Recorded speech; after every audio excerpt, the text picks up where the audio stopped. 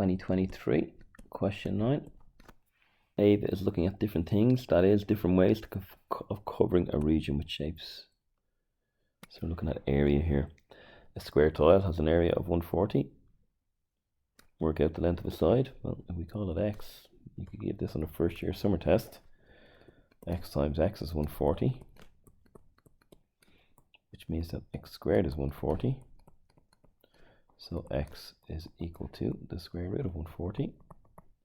And we want it as one decimal place. Square root of 140 2 root 35, 11.83. 11.83. So 11.8. That's part 1. Part 2, we have the hexagon tile with side length x, and it's divided up into 6 different triangles here. And we're told that the area is 140, the same as the square. So we have 6 triangles. The area of each, when we're given, we have a half AB sine C we can use here. A half AB sine C seems to be what they're setting us up to do. So a half x times the sine of 60 is equal to 140 if we have 6 of them. So we're going to get 3x squared times root 3 over 2 is equal to 140. So x squared is equal to 280 over 3 root 3. So x is equal to the square root of 280 over 3 root 3. And that works out to be 7.34. Up to the question, one decimal place, 7.3 centimeters. Next, she's looking at more complicated tilings. We have an arrowhead ABED, ABED.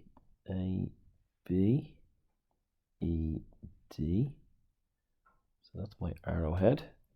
And the quadrilateral EBCD. So to the right here we have our quadrilateral.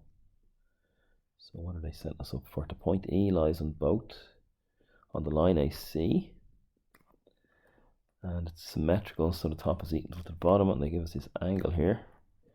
And we're given some information. AD is equal to 8. AE is 6 just to E. And ED is 4. Okay, so we have 3 sides of a triangle, looks like the cosine rule. And A. So just sketch the triangle again. We have a 6, a 4, an 8, and an angle A. So the cosine rule, the side opposite the angle first. 4 squared is equal to 8 squared plus 6 squared minus 2bc, so 2 times 8 times 6 by the cos of the angle. So this is going to give 12 8s are 96, and I'm going to bring it to the left. So 96 cos A over on the left will be equal to 64 plus 36, that's 100, minus this one, minus 16. So 96 cos A is equal to 84. So cos A is 84 over 96, which are multiples of 12, to give 7 over 8. We're asked to show that the angle is the inverse cos of that, so therefore A is equal to the inverse cos of 7 over 8. Part B. Then we're told that ADC and ABC are 90 and work out the area of the quadrilateral ABCD. So if ADC, so here ADC, the angle at the top is 90 up here. So we have a right angle triangle. We don't have the hypotenuse over here. We have part of it. And we don't have DC, but we do have, if I draw the triangle again, we have ADC down like this. We have our right angle. We have our angle A. And we know that the cos of A is 7 over 8. We have one side, AD is 8. And this is the hypotenuse, I'll call it H. Over this side is opposite. So from our diagram, the cos of A is equal to 8 over h, which is equal to 7 over 8. So 7h is equal to 64, given h to be 64 over 7. Does that help us? That will help us get O. Therefore, using Pythagoras, O is equal to the square root of the diagonal squared minus the straight side squared. So 64 over 7 squared minus 8 squared. Does this work out evenly for us? 64 over 7 squared minus 8 squared. That gives me O to be the 8 root 15 over 7. 8 root 15 over 7. So that's this one here. So the area will be half the base, or half the base. We'll take A to be the base by the perpendicular height. So half the base by the perpendicular height, which is 8 root 15 over 7. That's the area of the triangle. And then we're going to multiply it by 2 because we've 2 of them. And we want it to 2 decimal places, so I can just type this into a calculator. Half 8 by 8 root 15 over 7 by 2 is, the calculator initially gives me a third, 128 root 15 over 14. And as a decimal, 35.410, 35.41. Corrected 2 decimal places. Then we have this complicated looking thing here, but it's not really part of the question.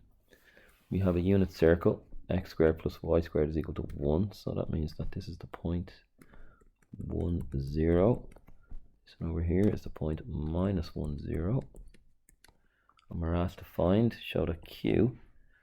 Okay, let's have a look. Let's draw a line here. We're told QOP, so this is 45. This one is 135, and you all have unit circle knowledge, so or cos theta and or sine theta will be my point on the unit circle. So 1 cos 135, and obviously just sine 135, which is the same as 45. So we're going to get CAST, so it's going to be negative positive in here. So we're going to get minus 1 over root 2. And look, that's what they're asked to show. Minus 1 over 2 and 1 over root 2 is the point Q. Then we're told P is on the x-axis. The center of the circle S lies on the tangent to C at P and the tangent to C at Q. Find the center and radius of circle S. Okay, so if we have a tangent at P going this way, the x value has to be minus 1, so the center is going to be minus 1 something. And the distance from here to here is a radius, as is the distance from here to here. So let's see how we can set this. So P is minus 1, 0. The center is minus 1 something. We'll call it, let's call it y, because we have a y value. And then I also have Q from above, which is minus 1 over root 2 plus 1 over root 2. So I could actually get the distance from P to C and Q to C and let them equal each other. That might be the best thing to do. So the distance between these 2 points, because you know Pythagoras, it's the square root of, well, the change in x to be squared and the change in y to the square root of the change in x to be squared is 0. And the change in y to be squared, well, y minus 0 is just y. I'll put the y minus 0 in if you want. That's the distance between P and C. That will be equal to the distance between C and Q. So I'm going to have, like, it doesn't matter what direction I go in, I'll go y minus 1 over root 2. Y minus 1 over root 2 to be squared. Looks like we've only one unknown. And then we're going to have, going in this direction, minus 1 minus that guy, so plus minus 1 plus 1 over root 2 to be squared. So we square both sides, we'll knock off the square roots. The left becomes y squared. The right, I'm going to have to square root this bracket. So y times y is y squared. Y by minus 1 over root 2 twice, so we're going to have minus y over root 2, so minus 2y over root 2. And then minus 1 over root 2 to be squared is 1 over 2. And then this guy I'm just going to type into a calculator. Minus 1 plus 1 over root 2 to be squared gives me 3 minus 2 root 2 over 2. 3 minus 2 root 2 over 2. So what can I do here? I'm going to use a calculator again to simplify these two. I'm going to cancel my y squared, and I'm going to bring the minus 2y over root 2 to the left. So 2y over root 2 is equal to, typing that into a calculator, gives me, let's tidying up nicely, 2 minus root 2. And if I multiply both sides by root 2, I'll get 2y is equal to 2 root 2. Minus root 2 by root 2 is twice, just 2. So dividing by 2, I'm going to get y is equal to root 2 minus 1, which is the y coordinate of the center. So the center is minus 1 root 2 minus 1. And the radius is just, well, it's going to be just the distance from P to the center. So yeah, so P to the center will just be the y value then, won't it? Minus root 2 minus 1. Sorry, root 2 minus 1. And that completes this question.